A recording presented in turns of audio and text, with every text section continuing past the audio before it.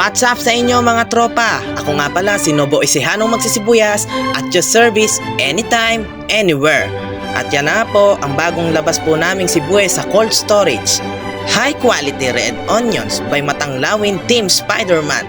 Hi pula-pula! At ayan na nga po, kami na nga po ay maghahanda na sa aming pagbababa ng aming kalakal. Shoutout nga pala po sa aking mga kasamahan sa trabaho. Sa mga nagtataka kung bakit meron pong sibuyas ngayon kahit hindi naman po season ng anihan dito sa amin, ito po ang aking sagot. Tuwing season ng anihan dito sa Bungabon, Nueva Ecija at sa iba pang parte ng Nueva Ecija, kaugalian na po namin na mag-stock sa cold storage para po ang supply ng sibuyas sa buong Pilipinas sa isang buong taon ay matustusan ang buong mamamayang Pilipino. Ang Bungabon, Nueva Ecija, also known as Onion Capital of the Philippines at buong Nueva Ecija ay #1 distributor ng sibuyas sa buong Pilipinas. Subalit nagkukulang pa rin po ang ating supply ng sibuyas